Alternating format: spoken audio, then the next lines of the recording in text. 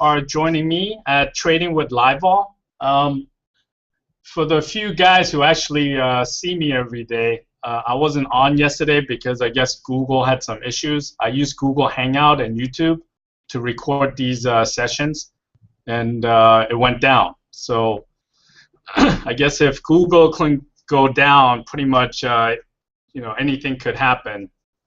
I guess in the end, I'll have to keep an eye on possibly figuring out an alternative if they do go down again.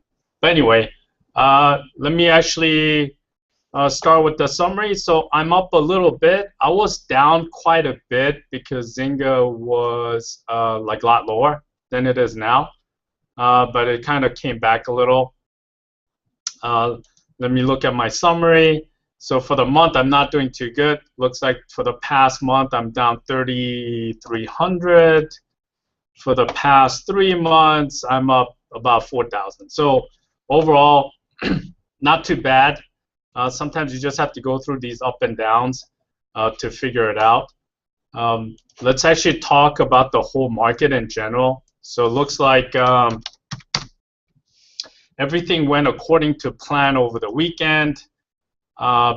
Basically, the fact that Putin came on TV and said that at least for now, they're not interested in taking any additional part of Ukraine into Russia, other than the Crimea area is probably what got us started. So we'll see what happens.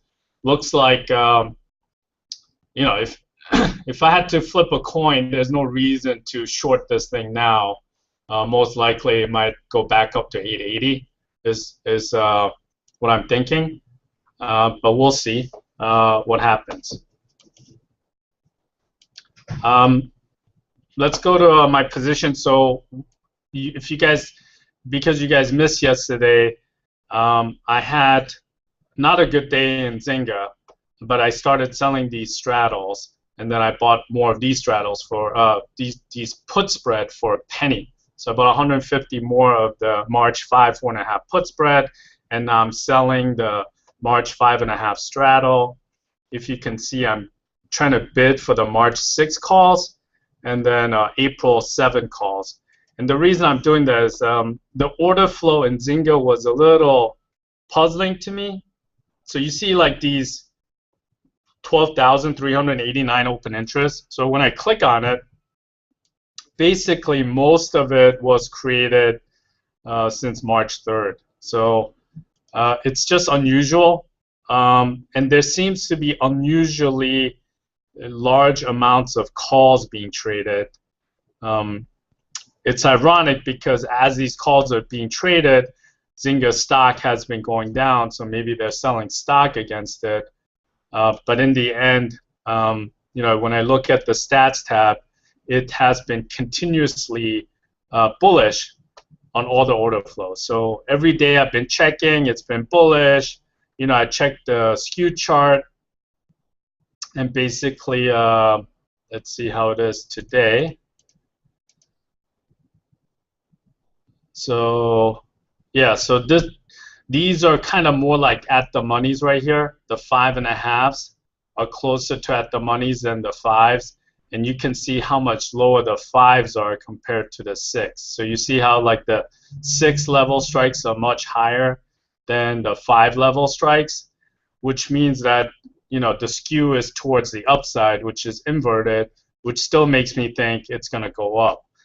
So even though, and let me actually type this up, even though I've been experiencing some pain in the past couple of days, I didn't feel the need to panic and just get rid of it, just because the order flow and the technical charting also seemed like maybe there was some reason, because you see this volume right here is pretty low, which made me think that the selling was done by little guys and not like institutional block trades.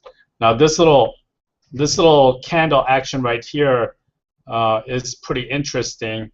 Not sure if that's like I don't know what you call it. I don't know if it's like a dragon or whatever, but usually it means like some kind of reversal, and it looks pretty bullish. So I'm very tempted, and this is my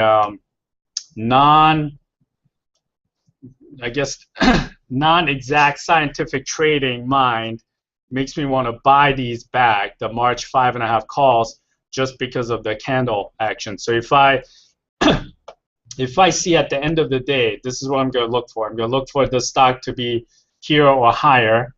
Hopefully the volume would be greater than the previous day, and then the order flow stays bullish. So if this thing like changes drastically, then I might change. But if all of those kind of match, I am seriously tempted to buying these 100 lot back and seeing if I see a pop and then selling it. So, but I'm not sure. In the past, it hasn't really worked out so well. So maybe I'll just wait, and if it goes up, I might sell some more, because if you see, I have 125 of the April 6th line, the 45 of the 5.5 line, and 20 of the 4.5 line, and I'm only short 100 of the March 5.5 against it. So I have at least 90 more calls I can sell. So maybe I don't buy these back and get too greedy. I just let them go, and even if it goes, if these go higher, I just sell another 90. You know, on top of it, or maybe if I really want to be risky, I sell this March 5.5 put and maybe try to see if I can leg it. But in the end, it's still up in the air. I don't know what to do. But those are my choices, and I'm also bidding these upside calls just in case. I'm 2 bid and 1 cent bid. I probably won't get filled, but we'll see. So my general strategy right now is I'm going to see if those indicators remain bullish for me at the end of the day. Technical, volume, options order flow. If they do, you know, I might buy these back, get long delta, maybe sell some of these puts, maybe do a little bit of combination, leg it, and if ZNGA has a pop, maybe I'll sell. But it's still a big if. So I would say doing anything more in ZNGA is 50-50 right now, and that's where I'm at. So let me talk about a couple of other stocks. Let me talk about VIX. So the VIX was my hedge against my whole portfolio. I have these April 16-26 call spread. Looks like I'm losing, but for now, I still have another month pretty much on these VIX protection. So I'm pretty good with it. I'm going to keep them.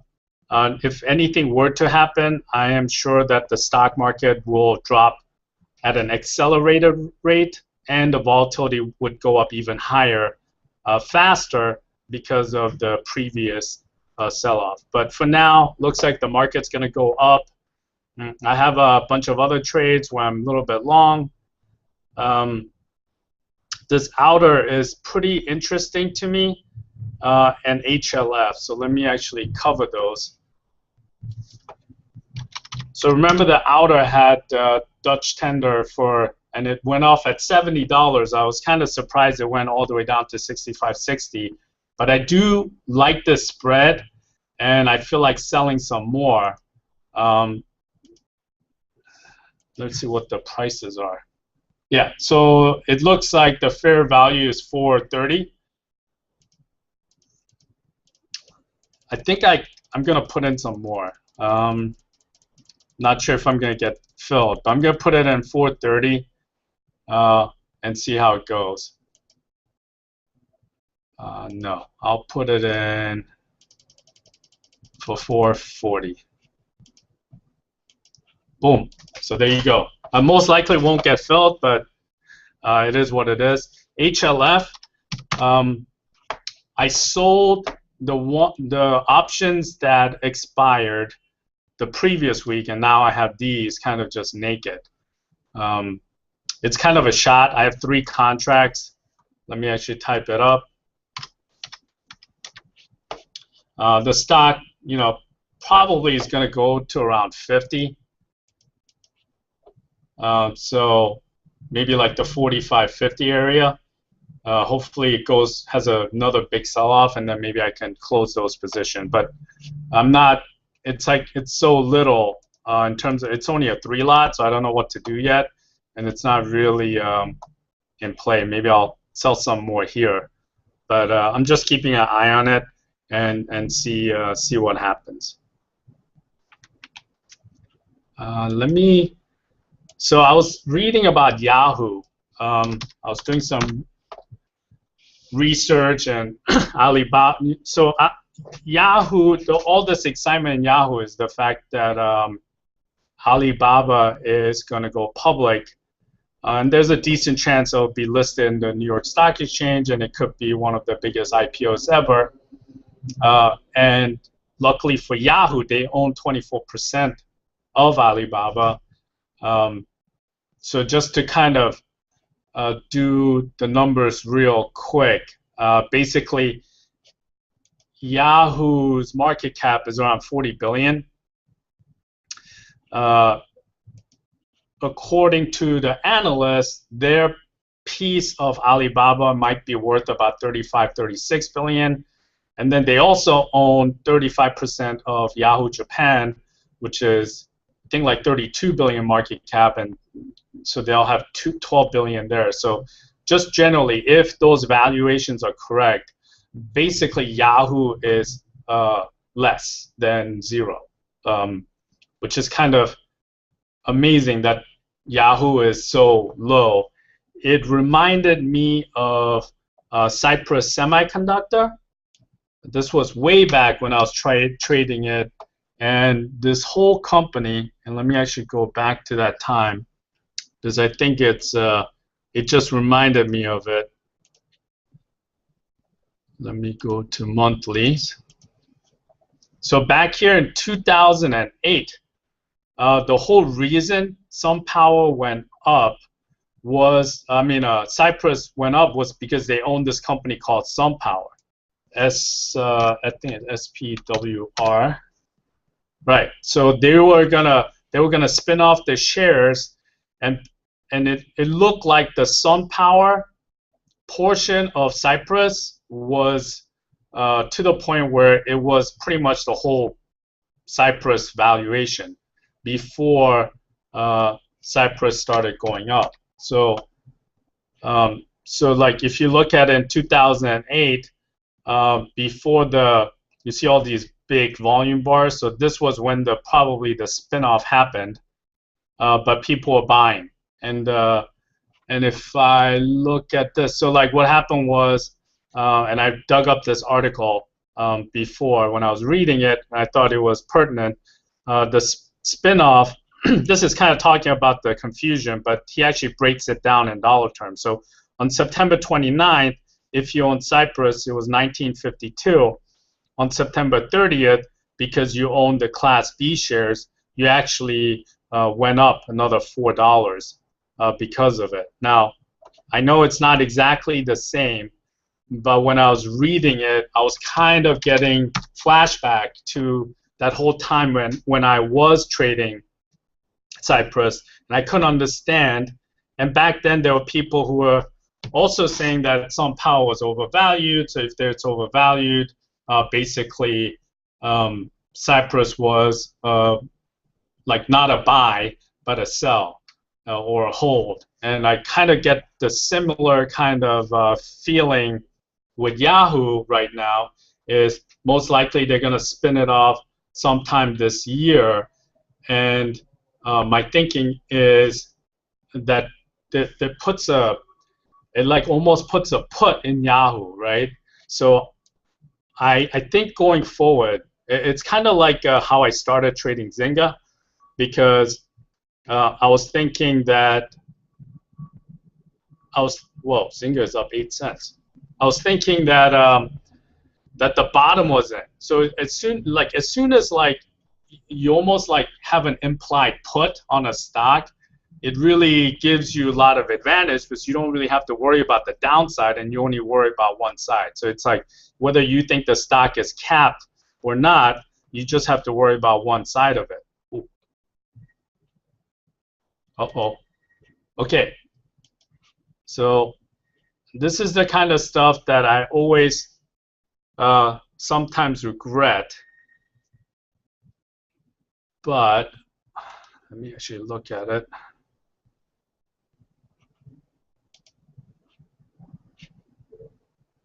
So order flow is still bullish. Sorry for the detour, but sometimes that's how trading goes. See, I was trying to find other candlesticks that actually mimic this, where there was like this big down day and then it went up. Like you see this day, but then it didn't really have that great of a follow through. This volume, 14 million, it's half. So most likely it's not going to be that high unless it really ramps up.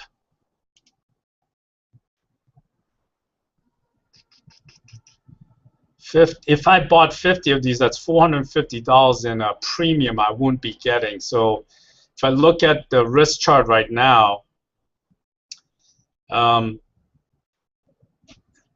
let me actually get rid of it until this month expiration, you see how if nothing happens, I should make $1,000 by end of expiration, and then as it goes higher, I should make more, right?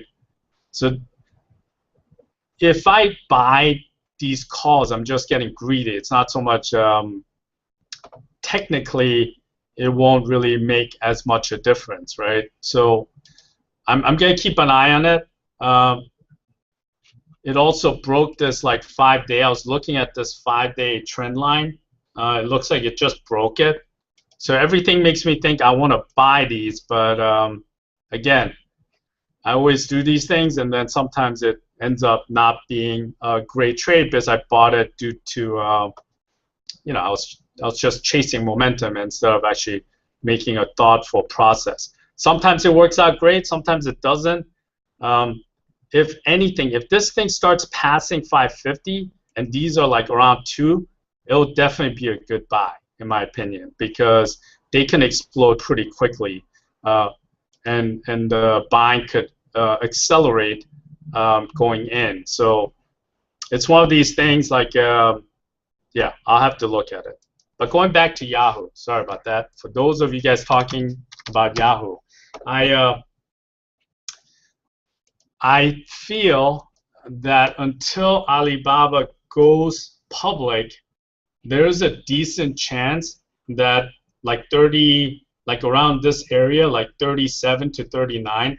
Of course, this could change if the market actually starts really correcting itself. But even if it corrected itself and it dropped to like the 34, 33 range, I think it will be a great buy for YHOO. So my whole thinking behind why I want to own YHOO is because it reminded me of Cypress and SunPower.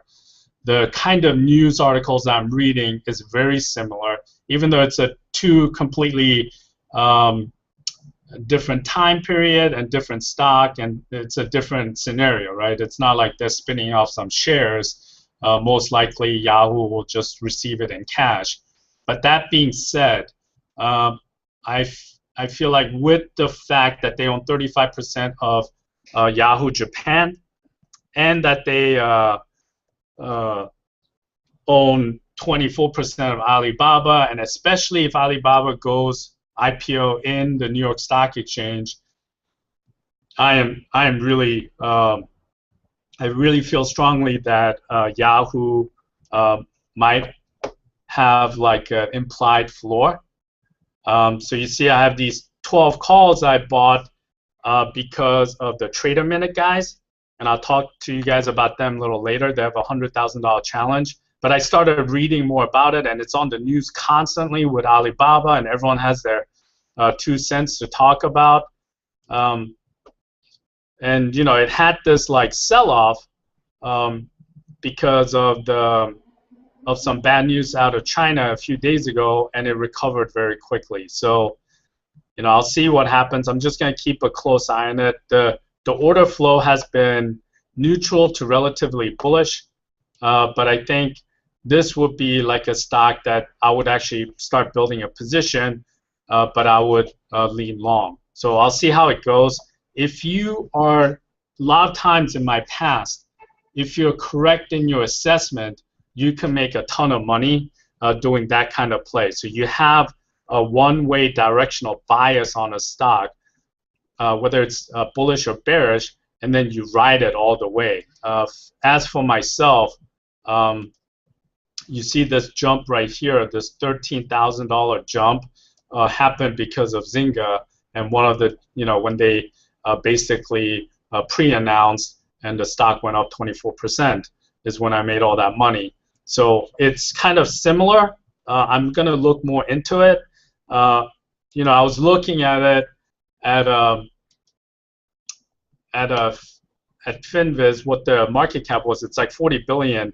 I see these guys downgraded it because whatever reason, and I click on this just because I didn't read this article yet, and I see that Alibaba actually owns 18% of YHOO as well, which is kind of funny. So I think the upside is there, and I'm going to look into it, and then what I'm going to do is, as I feel more and more comfortable, I'll start looking at the options, order flow, volatility, and then I'll actually start building positions that actually follows my beliefs on it. So that's kind of why I like YHOO. I also like L'Oreal, just because, as I said, when it had the spike, I started reading about it, and basically they might be a candidate for a buyout or for a merger from Reynolds American, right? So it also had this spike, and everyone's saying it makes sense because of the cost that they can save. And when I look back in my trading, back in like 2007, before like we had this crash, there was like this massive amounts of buyouts, leverage buyouts, and mergers. And I think this might be also a year where we might have heavy amount of buyouts and mergers. So I'd like to play this and play it for it to be taken out, but maybe try to make some money on the way. So like I said, I kind of liked it because I see them on TV with that blue smokeless cigarettes, and I think maybe like it might consolidate here for a little bit. It would be great if it fell to around 50, but I'm not sure if it's going to happen. But if it does, I'm going to start building a position on it as well. My only limitation is my my only limitation is basically my trading account is it's only 50,000, so I'm limited to what I can do. But looks like ZNGA, so ZNGA gives and takes it away very quickly. So just like that, I'm up 500, and this morning I was down 1,500 in ZNGA. So it's like a $2,000 turnaround in my position, and is by far the biggest position I have. Talking about this, so I do listen to these guys from Trade a Minute. They are pretty awesome in my opinion, because not only do they trade, which is great, the fact that they have this challenge going on, but what I like is the education you get from it. So if you go to livevol.com, you'll see this home of $100,000 challenge. Go ahead and read it. Basically what you can do is by typing in live 569, you can get 1 month free, and you can follow Jeff and what they do. And what they try to do is they try to turn 3,000 into 100,000 in 4 months. Let me actually see trader. Yeah, so this is their website, $100,000 challenge. They just started it, so it's a perfect time to do it. And these are his results. So you can see 2 times he did turn that 3,000 into 100, which is crazy, but he did it. And then he had 5 losses, and these are his other gains. But my biggest thing about Jeff and the Trade a Minute guys is not so much the picks that they do, but I feel like he has a really it's a really good way of learning technical trading. And since that's one of the areas that I want to get better at, it's been a great help just listening to them and seeing how they look at the chart and analyze it. But that's it. The other thing is Apple. So as you guys know, it's one of the, if I can actually type it in correctly, here you go. So it's one of my stocks. I basically made a decision with all the order flow and the technical chart, fundamentals, that I'm gonna be long it, right? So I'm gonna stack this. So this is like one of those things where I'm just gonna keep buying the call spread until it comes in. So if it goes down, I'm gonna keep buying. If it goes up, maybe I'll buy, but a lot less. But I've been doing it, and I started out with just a one lot spread, but now I have, as you can see, I have 1, 2, 3, 4 spreads, and I'm gonna keep building it. So the whole premise is you sell the at the monies and you buy in the money. So you buy, for example, like this 510, 530. You see how Apple is trading 530? If I were to pull up this complex trade, and let's say I'm doing this May 5, 10, 530. So I buy one of these and sell the 530s. So I'm doing the 5, 10, 530 call spread, $20 call spread, right? And the fair value is around $11. If you get it for $11, and it closes at 530, you'll make $9. So like 87% return on that trade in May. So in 3 months, or in 2 months, you'll make 87% return on your investment, provided you're correct. And I like this trade because if Apple stays right here, you're gonna make money, and if Apple goes up, you'll make money, and then you have some room for Apple to go down a little, and you'll make money. So there's like, unless Apple just falls out of bed below 510, there's a decent chance that you'll actually close this position in a profit. So I like it. What I'm going to do is I'm just going to keep stacking the call spread, and then after, let's say I did do like 20 of these. Not that with my account I can do it, but let's say you end up stacking it, and you have a ton of these call spread. At that point, you're going to have a lot of exposure. So my exposure is probably about 1,000 per contract, and I have 4 of them already. So my exposure is $4,000, which is which is at $50,000 account, which it's about 8% of my total. So maybe I'll do 5 lot total, and that's a 5,000. But once it gets to like 20% or something of your whole, you might, or 10%, you might actually have to think about buying some puts just in case it does go down, so you don't lose a ton. But most likely you probably don't want to exceed 10%, although I've been known to say that and then exceed it the very next day. So just so you guys know, I don't know what's going to happen in the future. If I did, I probably would be broadcasting, but I would be some really rich guy somewhere in an island. But generally, what I hope you guys get out of this is you guys can experience and see that trading is a fluid situation, and you have to make decisions all throughout while you're making your original decision. So even though you put on a trade, it doesn't end it right there. You still have to follow it. And there's emotions and P&L swings in between that encompasses the whole trading for you. And what you want to do is you want to figure out the best situation for yourself. So I'm happy that I'm back. I hope you guys enjoyed it. If you guys go to the community site, check it out. Also, if you guys want